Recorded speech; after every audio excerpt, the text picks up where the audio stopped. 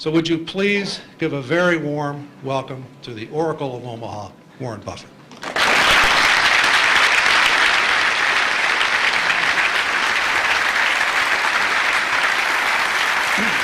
Your mic, so you can go anywhere you want. Okay, yeah, right.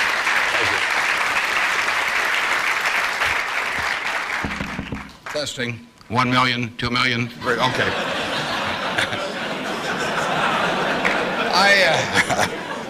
I came in from Nebraska today, and you're probably all familiar with us mainly by our football team. We have those fellows with the big white helmets with those red ends on them. I asked one of our starters the other day, what's the N stand for? And he said, knowledge. We make it tough on them, though. I mean, you don't coast through Nebraska just because you're a football player. They major in agricultural economics. And there's a two-question final for all of the players. And first question is, what did old MacDonald have? And they were giving that to one of our potential Heisman Trophy winners the other day, and he started to sweat. Finally, he brightened up. He said, farm. Professor, delighted, of course. You don't want to flunk a Heisman candidate. So he said, you're halfway home. He said, just one more question. He said, how do you spell farm? Now the guy really starts to sweat. He looks at the ceiling, and he looks around. Finally, his face brightens up, and he says, E-I-E-I-O. So watch for that guy this year. He'll be dynamite. I really want to talk about what's on your mind, so we're going to do a Q&A in a minute. There are a couple questions I always get asked. People always say, well, who should I go to work for when I get out? And I've got a very simple answer. We may elaborate more on this as we go along, but the real thing to do is to get going and for some institution or individual that you admire. I mean, it's crazy to take in-between jobs just because they look good on your resume or because you get a little higher starting pay. I was up at Harvard a while back, and a very nice young guy picked me up at the airport, Harvard Business School attendee, and he said, look, I went to undergrad here, and then I worked for X and Y and Z, and now I've come here. And he said, I thought it would really round up my resume perfectly if I went to work now for a big management consulting firm. And I said, well, is that what you want to do? And he said, no, but he said, that's the perfect resume. And I said, well, when are you going to start doing what you like? And he said, well, I'll get to that someday. And I said, well, your plan sounds to me a lot like saving up sex for your old age. It just doesn't make a lot of sense. I told that same group, I said, go to work for whomever you admire the most. And I said, you can't get a bad result. You'll jump out of bed in the morning and you'll be having fun. And the dean called me up a couple of weeks later. He said, what'd you tell those kids? He said, they're all becoming self-employed. So you've got to temper that advice a little bit. Play one game a little bit with me for just a minute, and then we'll get to your questions. I'd like for the moment to have you, have you pretend I've made you a great offer, and I've told you that you could pick any one of your classmates, and you now know each other probably pretty well after being here for a while. You'd have 24 hours to think it over, and you can pick any one of your classmates, and you get 10% of their earnings for the rest of their lives. And I ask you what goes through your mind in determining which one of those you would pick.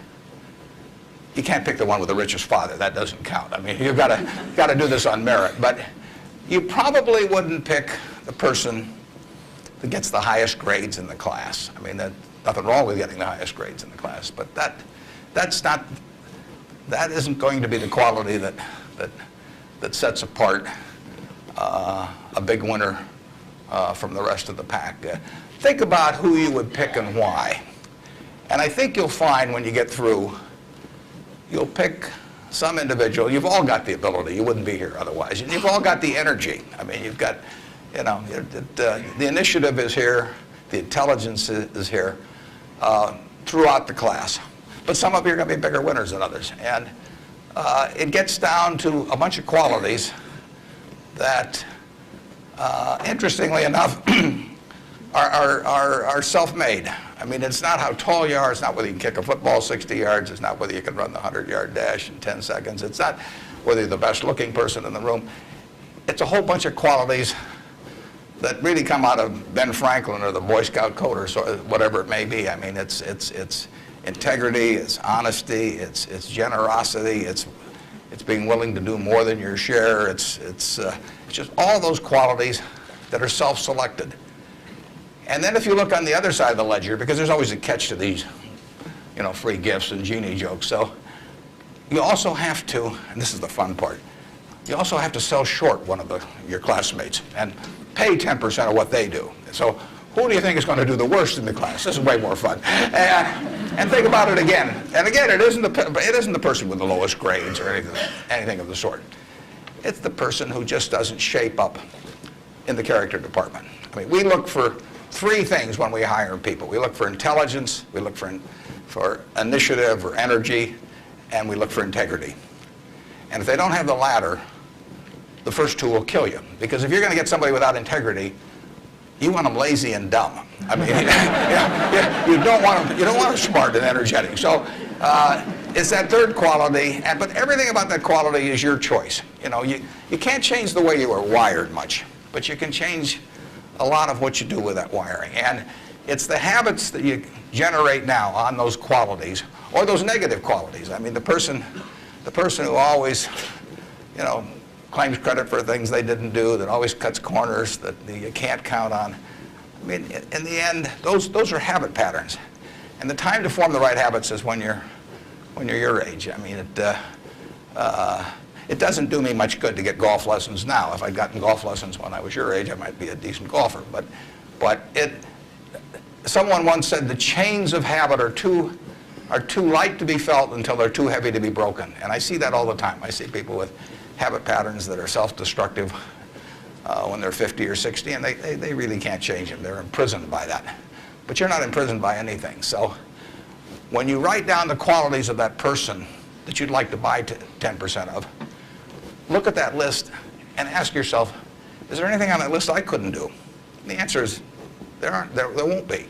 And when you look at the person you sell short and you look at those qualities that you don't like, if you see any of those in yourself, you know, egotism, whatever it may be, selfishness, you can get rid of that. I mean, that is not ordained. And if you follow that, and Ben Franklin did this, and my old boss Ben Graham did this at early ages in their young teens. Ben Graham looked around and he said, who do I admire? You know, and he wanted to be admired himself, and he said, you know, why do I admire these other people? And he said, if I admire them for these reasons, maybe other people will admire me if I behave in a similar manner. And he decided what kind of a person he wanted to be. And if you follow that, at the end, you'll be the person you want to buy 10% of. I mean, that's the goal in the end. And it's something that's achievable by everybody in this room. So that's the end of the sermon. Now let's talk about what's on your mind. And you can ask anything. The only thing I won't tell you is what we're buying or selling or about. So, you know, I don't even tell myself that. I mean, I write it down, and then it's like the Coca-Cola formula. You know, there's only two people can get into the trust department and find out what they are, and I don't know who the two are. So we don't talk about what we're buying or selling, but anything else is fair game. Personal, business, anything you'd like to talk about. And actually, the tougher the questions are, the more interesting it is for me. So don't spare my feelings. I mean, just throw at my head. And with that, let's. I guess we've got a microphone. Is this the only microphone, or is there one on? This is the only microphone Okay. right here. To ask a question, you'll need to come down to this microphone. Just stand in line, and I'll be Regis Philbin, and you can. Yes. I have an old-fashioned belief that I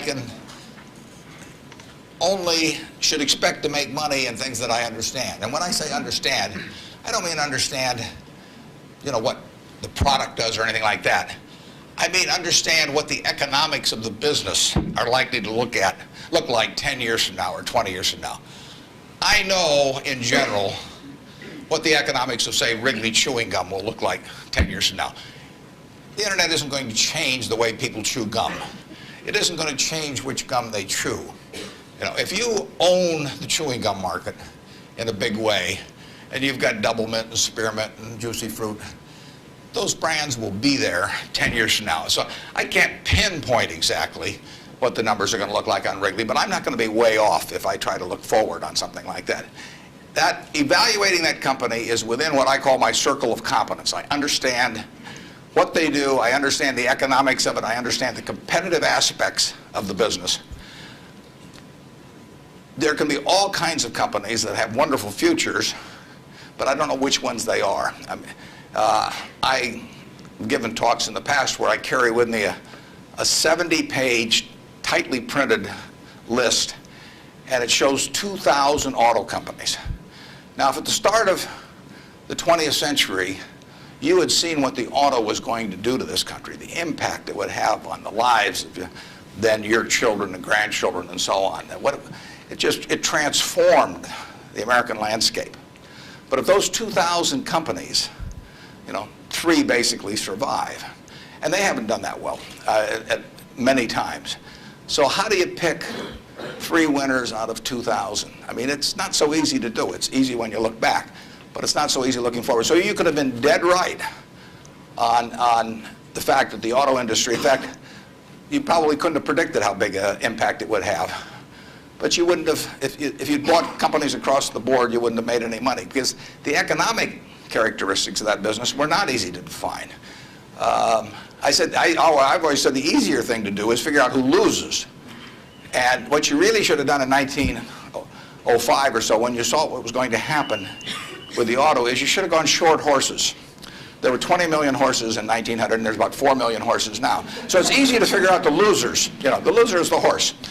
But the winner was the auto overall, but 2,000 companies just about failed. A few merged out and so on. There were 3 companies, auto companies, in the Dow Industrials in the 1920s and 30s. Studebaker, Nash Kelvinator, and Hudson Motor. Now those names are all familiar to me, and maybe some of them are familiar to you, but they're not making any cars. They didn't make money, and yet at one time they were in the Dow 30. They were the aristocrats of American business, and they got creamed. So figuring out the economic characteristics of the winners in a wonderful business is not easy. In North Carolina, Orville and Wilbur took off, or I guess Orville took off and Wilbur watched. I'd have been Wilbur. But if you could have seen the future of the airline business from that point forward and how that would transform things, it would have blown you away. And it's excited people, incidentally, ever since. But if there had been a capitalist at Kitty Hawk, he should have shot Orville down. I mean, because it's done nothing but cost investors money. There were over 400 airplane companies in the 1920s and 30s alone. There was in Omaha. There was in Nebraska. We were the Silicon Valley, apparently, of aircraft. And they all disappeared. It's been a terrible business. At the end of 1991, if you'd added up the aggregate earnings from all airline companies with billions poured in, since Wilbur and Orville were down there, they came to less than 0. The number of passengers went up every year.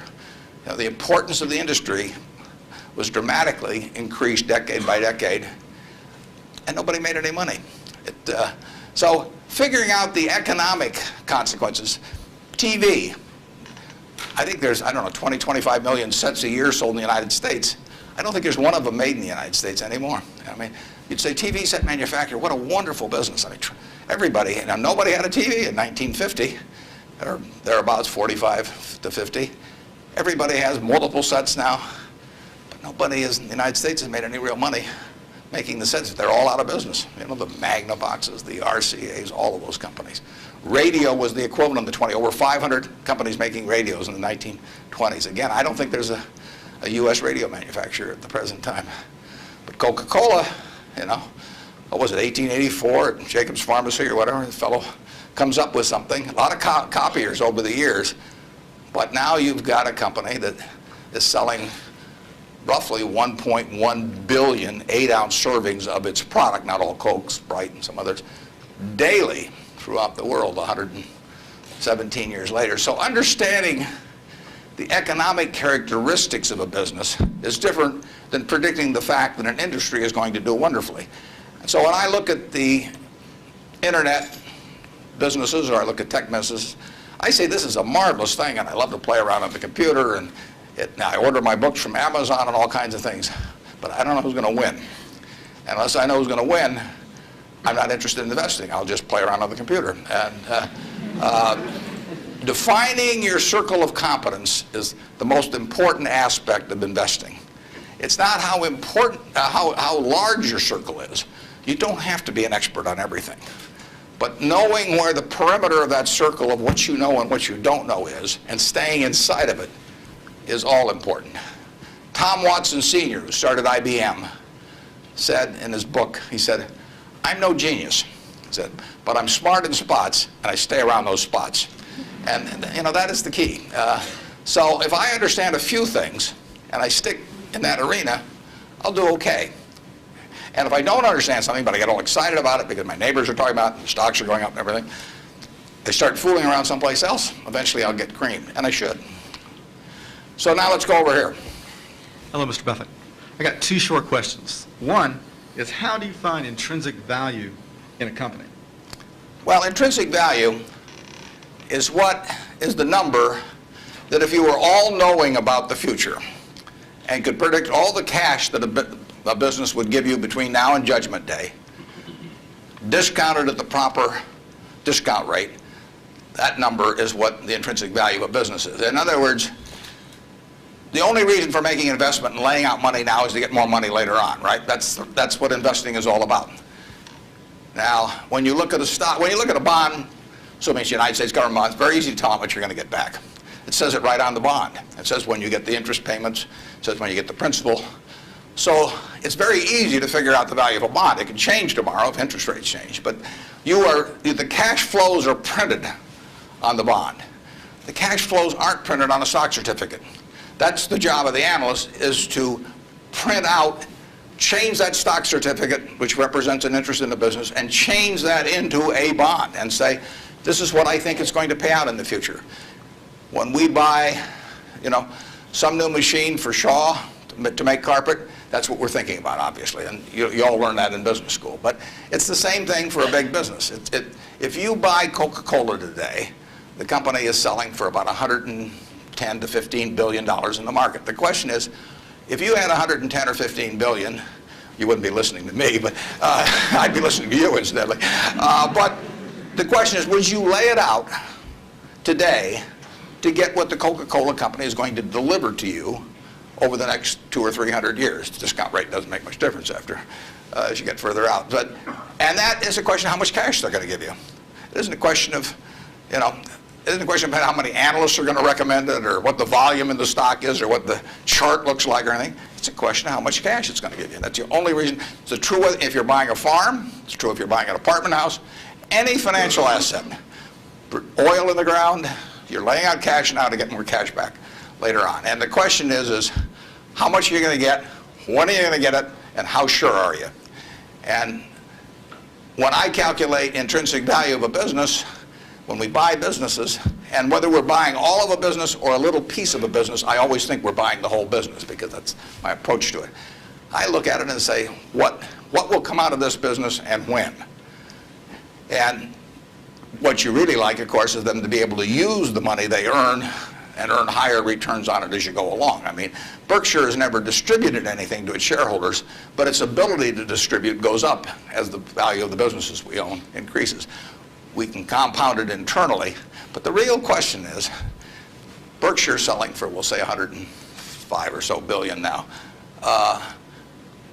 What can we distribute from that 100? If you're going to buy the whole company for 105 billion now, can we distribute enough cash to you soon enough to make it sensible at present interest rates to lay out that cash now? And that's what it gets down to. And if you can't answer that question, you can't buy the stock.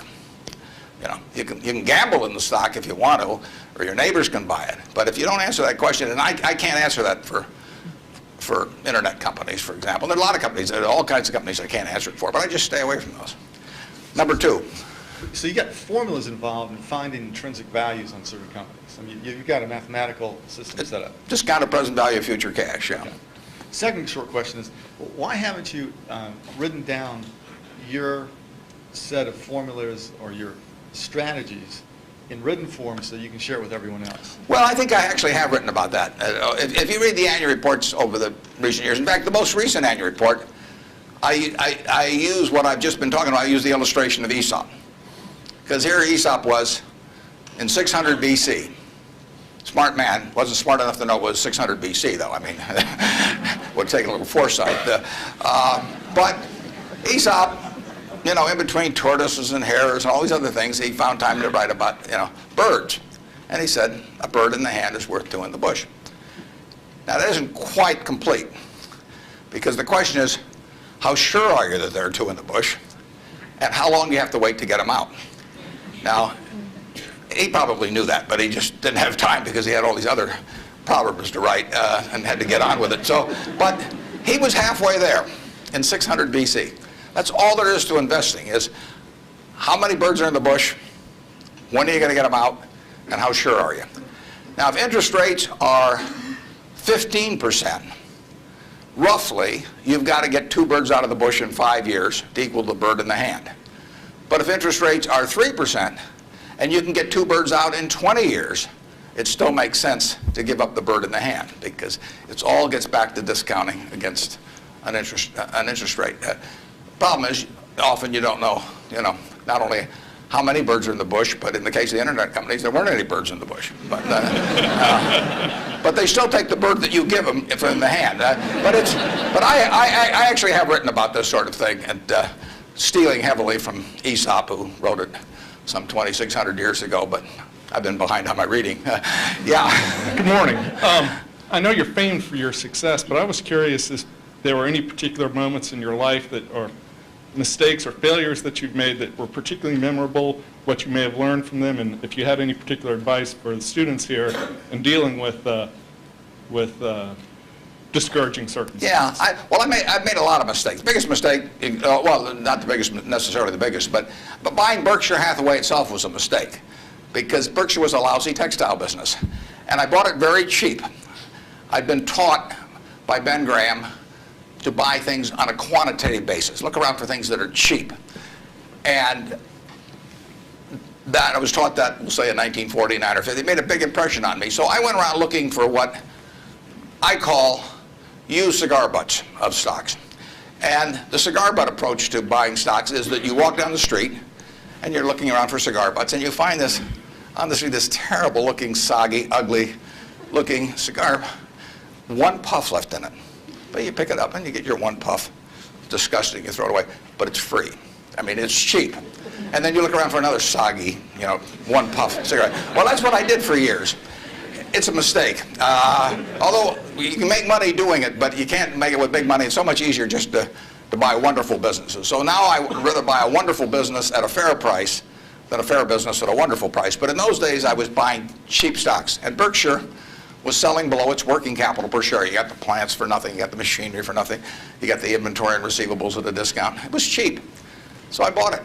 And 20 years later, I was still running a lousy business. And that money did not compound.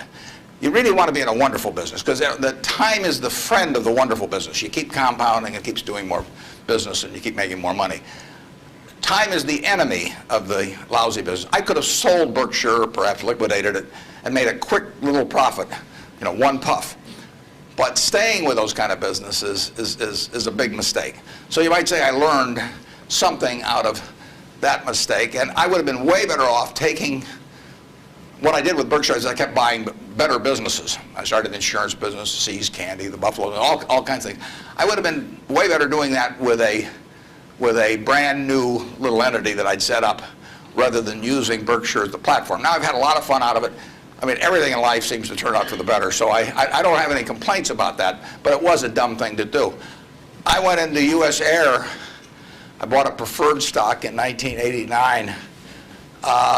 As soon as my check cleared, the company went into the red and never got out. I mean, it was really dumb. I mean, I've got an 800 number I call now whenever I think about buying an airline stock. I call them up any hour that, fortunately, I can call them at 3 in the morning, and I just dial and I say, my name's Warren, I'm an aeroholic, and I'm thinking about buying this thing, and then they talk me down. I mean, it takes hours sometimes, but it's worth it, believe me. If you ever think about that airline, buying an airline stock, call me and I'll give you the 800 number because you don't want to do it. But we got lucky in terms of how we eventually came out on it. But it was a dumb decision, all mine. And I've done biggest in terms of opportunity cost, eventual costs. I bought half interest in a Sinclair filling station when I was about 20 with a guy I was in the National Guard with. And I had about $10,000 then, and I put $2,000 in, and I lost it all. So that was 20%, and that means that the opportunity cost is now $6 billion of that filling station, which is a big price to pay for, getting to wipe a few windows and a few windshields and things like that. So actually, I like it when Berkshire goes down because it reduced the cost of that mistake on an opportunity cost. But the biggest mistakes we've made by far, I've made, not we've made, biggest mistakes I've made by far are mistakes of omission and not commission. I mean, it's the things I knew enough to do, they were within my circle of competence, and I was sucking my thumb. And that is really, those are the ones that hurt. They don't show up anyplace. I probably cost Berkshire at least $5 billion, for example, by sucking my thumb 20 years ago or close to it when Fannie Mae was having some troubles, and we could have bought the whole company for practically nothing. And I don't worry about that if it's Microsoft because I don't know it. Microsoft isn't in my circle of competence. And so I don't have any reason to think I'm entitled to make money out of Microsoft or out of cocoa beans or whatever. But I did know enough to understand Fannie Mae, and I blew it. And that never shows up under conventional accounting. But I know the cost of it. I passed it up. And those are the big mistakes. And I've had plenty of them. And unless I tell you about them in the annual report, and I resist the temptation sometimes, unless I tell you about them in the annual report, you're not going to know it because it doesn't show up under conventional accounting. But omission is way bigger than commission. There's big opportunities in life have to be seized. We don't do very many things, but when we get the chance to do something that's right and big, we've got to do it. And even to do it in a small scale is just as big a mistake almost as not doing it at all. I mean, you've really got to grab them when they come, because you're not going to get 500 great opportunities. You would be better off if when you got out of school here, you got a punch card with 20 punches on it, and every financial decision you made, you used up a punch. You'd get very rich because you'd think through very hard each one. I mean, you went to a cocktail party and somebody talked about a company you didn't even understand what they did or couldn't pronounce the name, but they made some money last week and another one like it. You wouldn't buy it if you only had 20 punches on that card. There's a temptation to dabble, particularly during bull markets. In stocks, it's so easy. It's easier now than ever because you can do it online. Just you click it in and maybe it goes up a point and you get excited about that and you buy another one the next day and so on. You can't make any money over time doing that. But if you had a punch card with only 20 punches, you weren't going to get another one the rest of your life, you would think a long time before every investment decision. And you would make good ones and you'd make big ones. And you probably wouldn't even use all 20 punches in your lifetime, but you wouldn't need to. Yep. Mr. Buffett, good morning. In your comments about making mistakes and errors like that, can you talk a little bit about your sell discipline when you're in a position and you feel like it's no longer good? What criteria to use when you just finally abandon it? Yeah, when I started out, the sell situation has changed over the years because when I started out, I had way more ideas than money. I mean, I would go through Moody's manual. I went through it page by page, and then I went through it again page by page.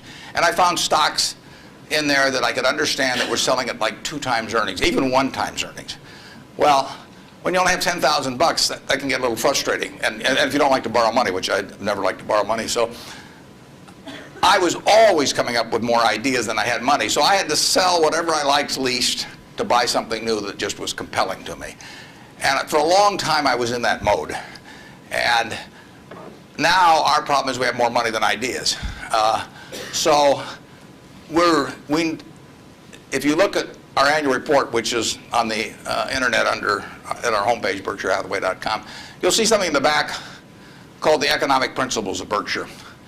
And you will see, which I believe in setting out for my partners. they are my partners. I don't look at them as shareholders. I look at them as partners. They're going to be my partners for life. So I want to tell them how I think. And if they don't agree with the way I think, that's fine. But I don't want them to. I don't want them to be disappointed in me. So I lay out there and I say, in terms of our wholly owned businesses, we're not going to sell no matter how much anybody offers us for them. I mean, if somebody offers us 3 times what something is worth at See's Candy, the Buffalo News, Borsheim's, whatever it may be, we're not going to sell it. I may be wrong in having that approach. I know I'm not wrong if I owned 100% of Berkshire, because that's the way I want to live my life. I've got all the money I could possibly need. It just amounts to a change in the newspaper story on my obituary and the amount of money that the foundation has. And to break off relationships with people I like and people that have joined me because they think it's a permanent home, to do that simply because somebody waves a big check at me would be like selling one of my children because somebody waved a big check. So I won't do that. And I want to tell my partners I won't do it so that they're not disappointed in me. More and more, with certain stocks, we've got that approach. Now, if we were chronically short of funds and had all kinds of opportunities coming, we might have a somewhat different approach. But our inclination is not to sell things unless we get really discouraged perhaps with the management, or we think the economic characteristics of the business change in a big way. I mean, and that happens. So, but we're not going to sell simply because it looks too high, in all likelihood. I mean, you can't make that 100%, but that's the principle under which we're operating. We're generating right now $5 billion of cash a year at least. So it's $100 million every week. And, just not, we've been talking here half an hour and I haven't done a damn thing. It's, the real question is, how do you put it out intelligently? And if we were selling things, it'd be just that much more. So there may come a time when that would change. But we want to, and I have partners, shareholders, partners, who would say, if you can get 3 times what See's Candy's worth, why don't you sell it? And that's why I want to be sure before they come in, they know how I think on that. I mean, they're entitled to know that. You really want, think for a minute, if you're going to get married, and you want a marriage that's going to last, not necessarily the happiest marriage, or one that Martha Stewart will talk about or anything, but you want a marriage that's going to last. What quality do you look for in a spouse? One quality. Do you look for brains? Do you look for humor? Do you look for character? Do you look for beauty? No. You look for low expectations.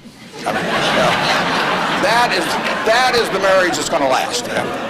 Both have low expectations. I mean, and I want my partners to be on the low side on expectations coming in, because I want the marriage to last. It's a financial marriage when they join me at Berkshire, and I don't want them to think I'm going to do things that I'm not going to do. So that's our guiding principle. The advice is all free, and your marital advice, everything else. Next. Good morning. Mr. Buffett, I have a question regarding evaluation of the soundness of investment. In recent years, it appears that the use of tax sheltering in corporation is increasing, and such, reputable companies like UPS and others are involved in court battles over shelters with IRS. And as we know, most of these transactions are fairly artificial, but yet there is a profit there. From the investor perspective, do you think it's beneficial for investor that the company that they invest are involved in those shelters? And if so, do you think it would be helpful if those transactions are disclosed in statements, meaning the notes to statements? I'm not sure I got that 100%. George, could you? I will repeat. Earl, did you? Shortly. Yeah. If you think that involvement of corporations that you invest, or anybody for that matter invest in tax shelter, which is by some definition... tax shelters? Right. I've never used one. I'm not saying so. I'm asking if you know that a corporation is involved in such activity that is beneficial in short term, would you think that that's helpful for investors? Well, there are perfectly legal ways to shelter taxes. I mean, we did and still do, but we were one of the earliest ones to go in for low-income tax housing credits. In fact, I met with first President Bush about that one. And that benefits us to a mild degree. It's not a big element of Berkshire. I mean, it's peanuts in terms of Berkshire's overall value, but it is a congressionally ordained tax benefit. I wouldn't call it exactly a shelter. It's a tax benefit that Congress has decided they're willing to offer businesses, and because they think it's the best way to generate low-income housing. So we participate in something, but it's not a big factor in what we do. And but there's nothing wrong with that. And then if you get into tax evasion, I mean, that's a whole different game. At that point, they ought to go to jail. You know. But certain businesses, some insurance companies have reincorporated in Bermuda, and you can save a lot of taxes. You have to meet certain other tests, which we wouldn't want to meet. But if we were willing to meet those other tests, there's nothing illegal or immoral about us moving to Bermuda. We're not going to do it. And but if the restrictions weren't there, I mean, the tax code is the rule book, and you follow the rule book. I think some of the things people do in terms of bending that rule book get very close to fraud, and sometimes cross the line into fraud. And when they do, I think they ought to be prosecuted. But that's another game. And incidentally, there has been more pushing on that, I would say, in the last 5 years, and certainly was my experience earlier. And there are more. I think now it's diminished in the last year or two, but a couple years ago there was some very aggressive marketing by some of the auditing firms, and of these, even with percentage shares of the gain to be paid to the auditors. And I think that those things got fairly dubious, and particularly when they shopped for legal opinions, you know, so that if you got caught doing these things, you can say, well, I was relying on this legal opinion, and therefore I shouldn't go to jail, but just pay the back taxes. So I don't know of anything we're associated with that has done that, but obviously if they push too far, we don't want to be there. Thank you. Yep. I was curious, with the large number of people you now have with tremendous amounts of wealth, what do you think of the current state of philanthropy? Well, I'll be out this week. Actually, I'm going to a Coca-Cola meeting, and I'm flying out to Seattle and talking to the United Way group out there. Seattle United Way raises more per capita, I believe, than any United Way in the country. And Bill Gates will be there. We're talking jointly. His mother was very active in United Way. But Bill is going to give away over $1 billion a year, and a lot more later on, but right now $1 billion. And it's very interesting. I mean, he is very rational about it, and he's very informed. In fact, he got somebody, I think his primary advisor in the medical field is a fellow who was with the CDC in Atlanta. And Bill reads 15 books a month on this. I mean, he can just absorb it. I wouldn't be able to get it that fast. But he just says with $1 billion, he wants to save as many lives per year as he can. So that's his objective. It's just as much a metric of his foundation as some other metric, return on capital, might be for a business. And he says, I'm going to spend $1 billion a year. How many lives can be saved for that? So he's gotten very heavily into vaccines and AIDS in Africa, a number of things. It's very rational. I personally think all of my 99-point-something% of my net worth will go to a foundation after the latter of my wife and I die. I mean, it's all going to go to a foundation. As far as I'm concerned, I got it from society. It's going to go to society.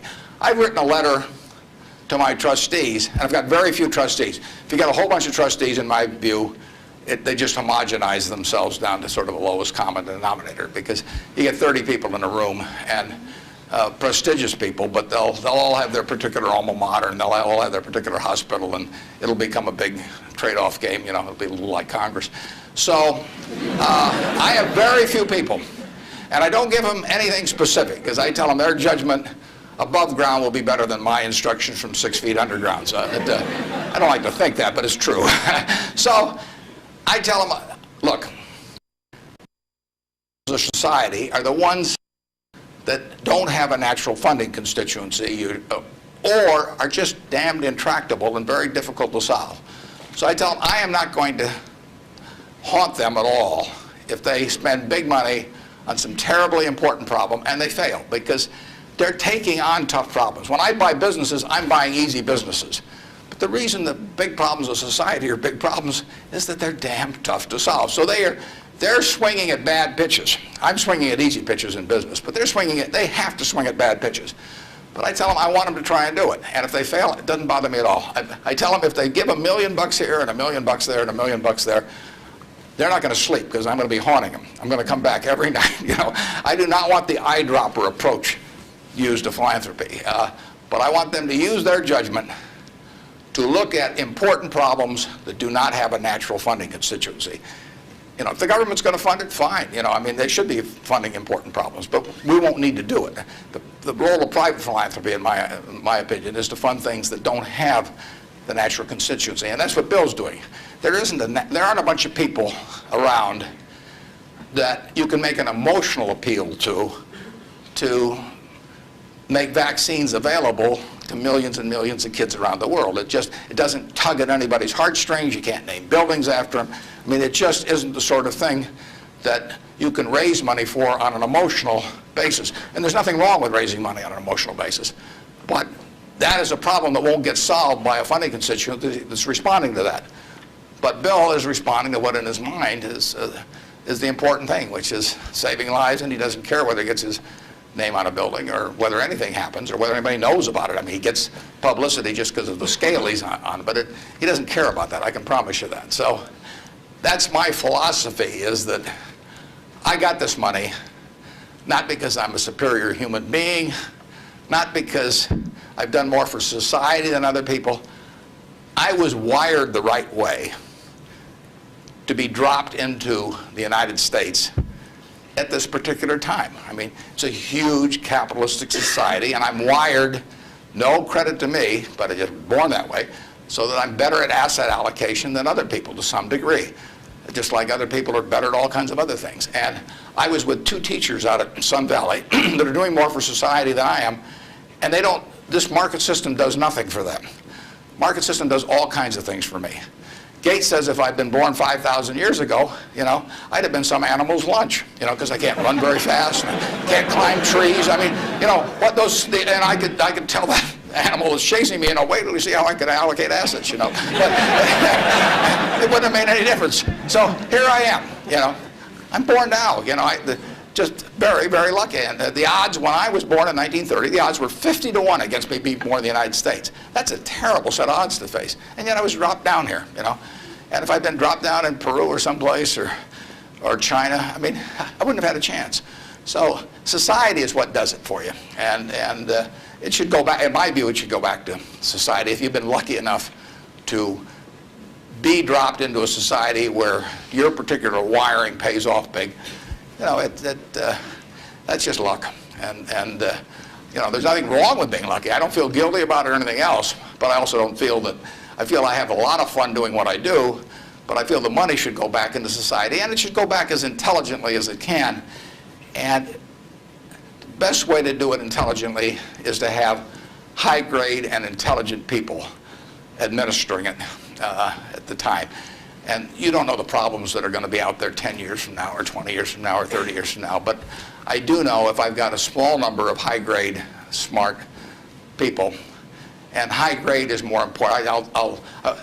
If you gave me 20 extra points of IQ but cheated a little on the high grade, I wouldn't take it, because they got to be, there's so many chances to do things in a petty way, or, to try to, people get subverted in their own minds to their own interests rather than the interests of the institution. So I really want super high-grade people doing it, and I've got them.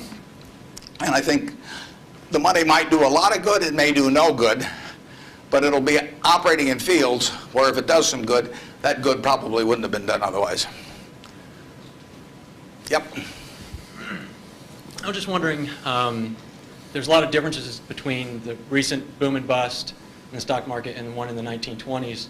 But there's also a lot of similarities, and those similarities are allowing people to draw the conclusion that stock prices will be depressed for some time to come. Where do you disagree and agree with that conclusion? Well, the whole century is quite interesting. If you take the 20th century, it was an unbelievable century for the United States.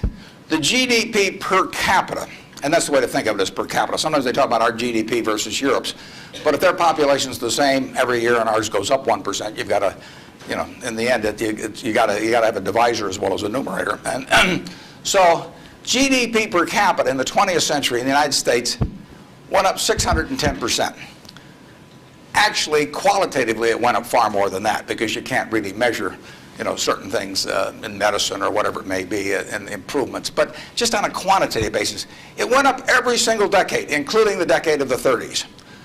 So here you had 100 years when basically the U.S. citizenry was improving their lot decade by decade by decade. The 30s, it was up 13%. Best decade was World War II. The 40s, it's up 36%. The worst decade was the First World War. So you get sometimes you can get in trouble on analogies. But in any event, it was a huge period. Interestingly enough, there were 6 big periods in there for the stock market in both directions. There were 3 big bull markets. From 1900 to 1921, the Dow went from 66 to 71, less than a 10% move in 20 years, less than 0.5% a year. You got dividends too, but 0.5%. So it didn't move. From 21 to 29, as you point out, it went from 71 to a high of 381 in September of 1929. Went up 500%. Well, obviously, the well-being of the country didn't go up 500% during that period, and the well-being of the country went up a whole lot more than 10% during that first 21 years. So you got this very uneven development. Then from September 1929 until the end of 1948, the Dow went from 381 to about 180. It was cut in half. And that was 18 long years. And yet the per capita GDP was moving right up during this whole period. So the economy was doing fine. From 48 to 65, the Dow went again from about 180 up to close to 1,000. Again, 5 for 1, which was far outstripping it. From 65 to 81, the Dow went down, literally. Well, again, per capita GDP. And then we've had this last period where it's gone up terrifically. If you take the whole 100 years, it went up 180 for 1. Every $1,000 became 180,000. But 43 and 3/4 years were those 3 big, huge bull markets, and 56 and 1/4 years were periods of stagnation, all in an economy that was doing fine, you know, year after year after year. 56 and 1/4 years, net, the Dow was down a couple hundred points during that period, and the other 43 and 3/4 years made up the rest of this move from 66 to 11,000 some on the Dow. So you say to yourself, how could it be that you could have a country that was doing better and better and better and better? Citizens were living, every generation was living better than the one that preceded it. But you had these huge changes, big gains a few times, long periods of stagnation. 20 years, I mean, that's a long time to do nothing. The answer is that investors behave in very human ways, which is they get very excited during bull markets and they look in the rearview mirror and they say, I made money last year, I'm going to make more money this year, so this time I'll borrow, you know, or the neighbor says, you know, I wasn't in last year when that neighbor was dumber than I made a lot of money, so I'm going to go in this year. So they're always looking in the rearview mirror. And when they look in the rearview mirror and they see a lot of money having been made in the last few years, they plow in and they just push and push and push on prices. And when they look in the rearview mirror and they see no money having been made, they just say, this is a lousy place to be. So they don't care what's going on in the underlying business. And it's astounding, but that makes for huge opportunity.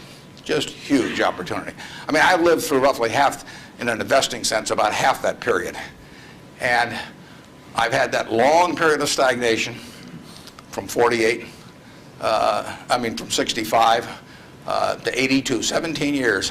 I wrote an article for Forbes in 1979. I just said, how can this be? Pension funds in 1970 put 100 and some % of their new money in stock because they were wild about stocks. Then they got a lot cheaper and they put a record low in, 9% of their net new money in 1978 when stocks were way cheaper. People behave very peculiarly in terms of the reactions because they're human beings and they get excited when others get excited, they get greedy when others get greedy, they get fearful when others get fearful, and they'll continue to do so. And you will you will see things you won't believe in your lifetime in securities markets. And the country will do very well over time, but you will see these huge waves.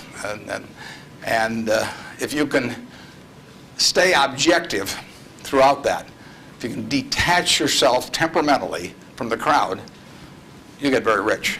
And you won't have to be very bright. I mean, I'm sure you are, but it doesn't take brains. It takes temperament. It takes the ability to sit there and look at something. When I started out in 1950, I would go through and find things at 2 times earnings, and they were perfectly decent businesses, and people wanted jobs at those companies, and everybody knew they were going to be around, and they wouldn't buy them at 2 times earnings, and that's when interest rates were 2.5%. I started selling securities when I was 21. And a Kansas City life insurance company happened to be a fairly prominent company in Omaha. And the policies they sold you, if you were buying life insurance from them, had a built-in assumption of 2% interest. The stock of Kansas City Life was selling at less than 3 times earnings. You were getting 35% if you bought the stock. No question about the soundness of the company. I went to the local agent. I figured, hell, I ought to be able to sell him a few shares of stock. I mean, the guy ought to understand it. He's got his whole life invested in this company. I went to the local agent who'd been with him for 20 years, and his name was Moose. And I said, Mr. Moose, I said, you're selling these policies with 2%. You may even have a few members of your own family, and you can buy into this company whose paycheck you depend on every month, and whose future your beneficiaries of these life policies depend on, and who you're selling them, a 2% investment on, and you can get 35% on your money. He said, stocks aren't any good. And I couldn't sell the, I was a lousy salesman. I mean, well, you have to start with that. But it just blew me away. It blew me away. I thought, sometimes I used to wonder if I was nuts, But those things, the same thing happened. I mean, in 1964, the Dow closed at 864. At the end of 1981, 17 years later, it closed at 865. It moved 1 point in 17 years. Now, that's not a big move. And that, you can't believe how discouraged people were during that period. But, people were living better. So things can go on a long time that don't make sense. But they do come to an end. I mean, the internet thing. I mean, you had these companies selling for many billions of dollars that had practically no prospects of making any money. That's a bubble. But Herb Stein one time said, anything that can't go on forever will end. Now, that seems pretty...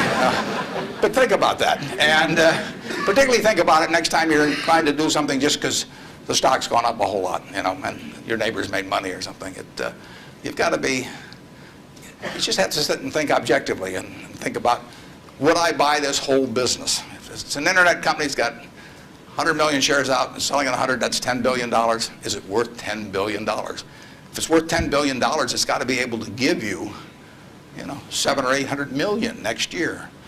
And if it doesn't give you 700 or 800 million next year, it has to give you maybe 10% more than that the year after and continue to.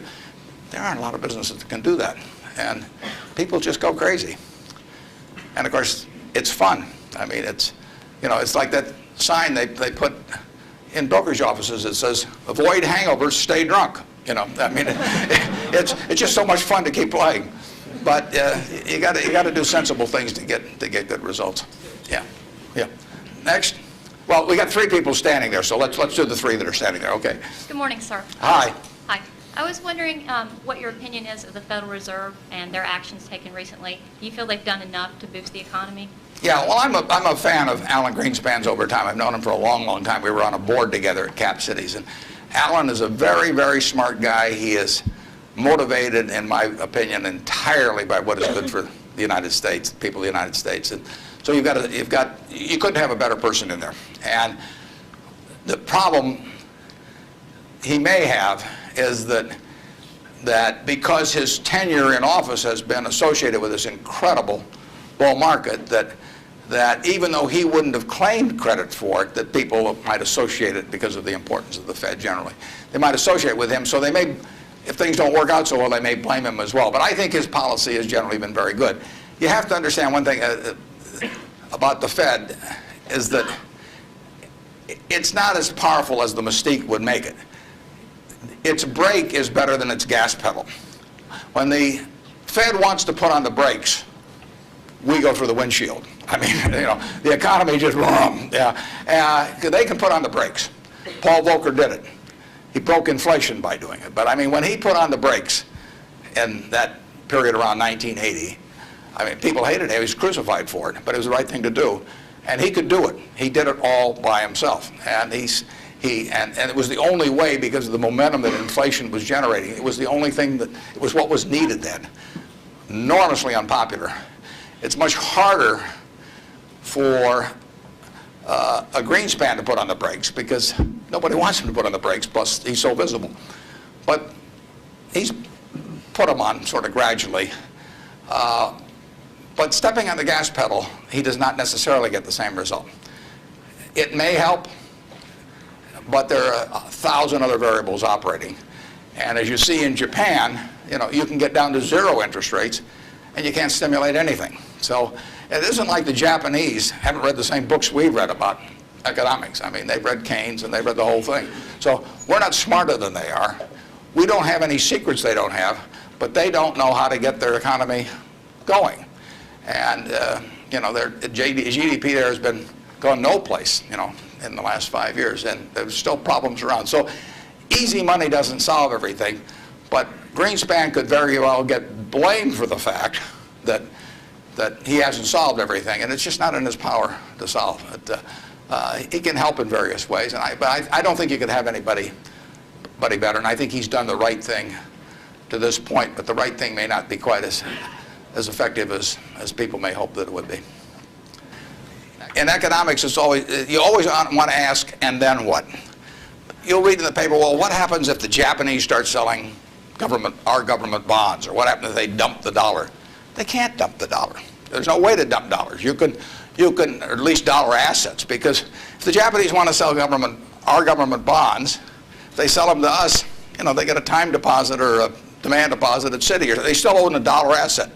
If they sell them to the French, they may get some assets from the French, but now the French have it. I mean, the only way you can reduce foreign investment in the United States is to change it around so they're consuming more than from us, more than we're consuming from them. I mean, when we buy a television set from Japan, if we buy more television sets from them than they buy equivalent consumables from us, the exchange, what balances things is we give them some investment type asset, whether it's cash or a U.S. government bond or our stocks or our movie studios or our real estate or different things.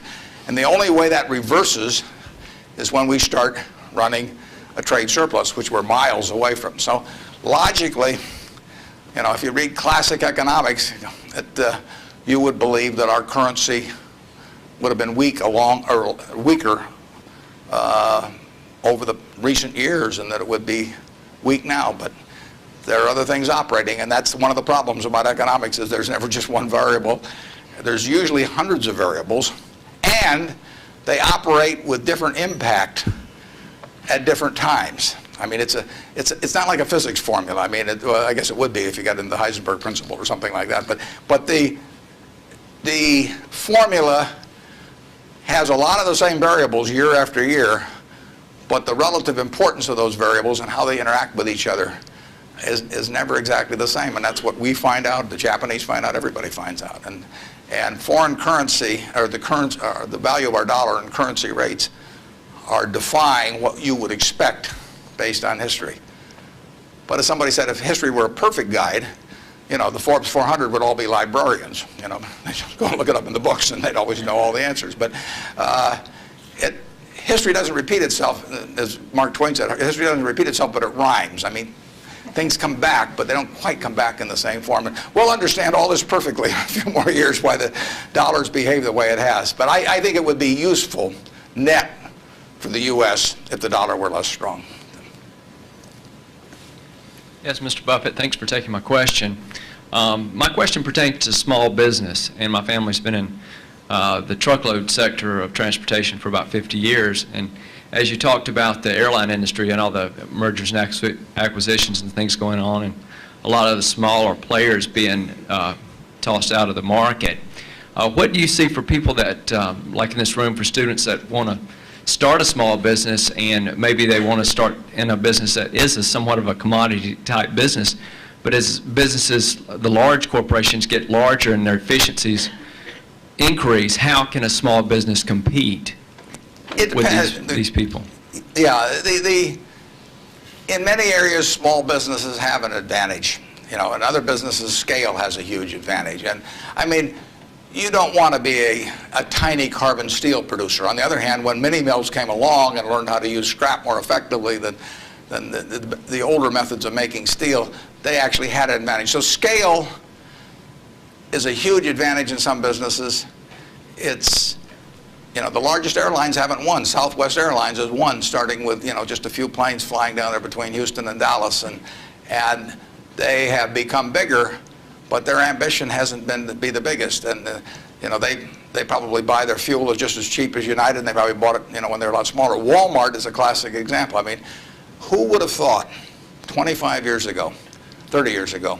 I mean, here was Sears with a 100-story plus building in Chicago, had access to money far cheaper than Sam Walton. I mean, Sam Walton's credit was not as good as Sears. Every supplier wanted to do business with Sears. Nobody had ever heard of Sam. Every real estate developer who was developing a new shopping center went first to Sears, you know, and Sam got the short end. So here's a guy starting in Bentonville, Arkansas, and he kills them over time. Just plain kills them. And disadvantage in buying, disadvantage in borrowing, disadvantage in real estate.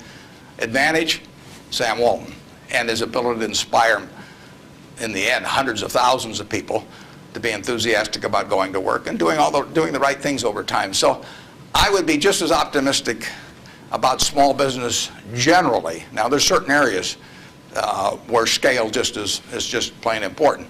But I see no disadvantage. We intentionally at Berkshire, we have 112,000 employees, more in Georgia than in any other state in the union, incidentally.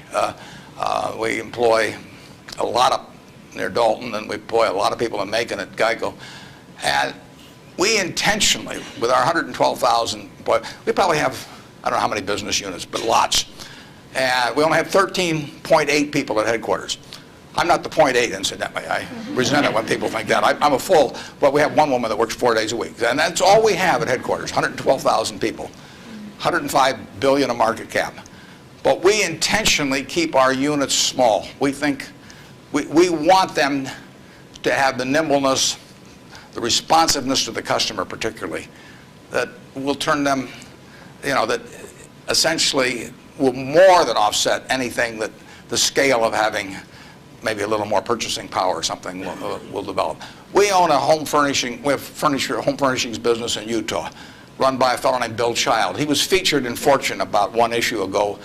The cover story was God in Business. Bill was the #1 illustration. Bill took that business from his father-in-law when it was doing $250,000 a year, and he now has over half the business in Utah in his field, about close to $400 million.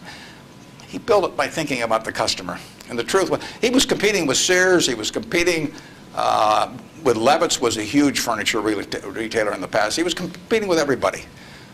But all he thought about from the moment he got up in the morning was, how do I take care of my customer?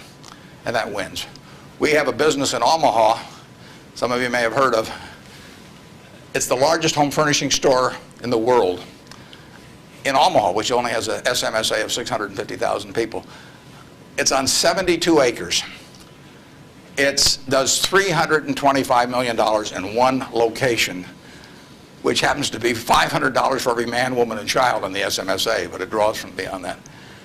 That business comes about, or has resulted from an investment of $500 in 1937 by a woman who walked out of Russia in 1921.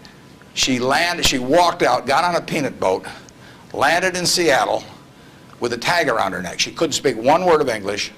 The American Red Cross looked at the tag. It said Fort Dodge, Iowa. They got her to Fort Dodge, Iowa. She couldn't pick up the language. She was there 2 years. She said she felt like a dummy. So she came to Omaha because there were other Russian Jews there and she'd at least have somebody to talk to.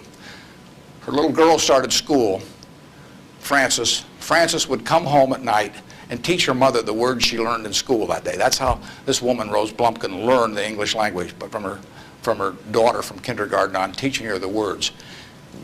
She brought 7 siblings over from Russia, one at a time, $50 every time she saved $50. She sold used clothing and other works. She got her 7 siblings over, her mother and father, and by 1937, 16 years after she got here, she saved $500. She got on a train, went to Chicago, to the American Furniture Mart, which was this huge, impressive thing. She was smart as hell, but she thought like a peasant in a way, and she saw this building and she decided to name her company the Nebraska Furniture Mart. She went in and bought $500 worth of, she bought about $2,000 worth of merchandise. All the way back to Omaha, she worried because she thought, I owe $1,500, and she only had a $500 equity. So she got to Omaha. She took the bed, the sofa, the refrigerator out of her own home to sell fast so she could get the money so she could pay on time. She took that business and built it from that start. No one would sell to her. She went into court 4 times because they tried to, the carpet manufacturers tried to keep her from selling at a discount, and she went into court and told the judge, because she figured out ways to buy this stuff in various nefarious ways from had other people buy it for her, and she said, look, I pay $3 a yard for this carpet. Brandeis sells it for $6.98. She says, I sell it for $3.98. Just tell me, Judge, how much you want me to rob people. She defended herself. Papers wrote it up. The judge bought carpet from her the next day. I mean, it was marvelous. Brandeis isn't selling anymore. They were the huge department store in Omaha. She put everybody out of business. And the punchline, she worked till she was 103. She sold me the business when she was 89. And she didn't have an audit. I went out to see her one afternoon.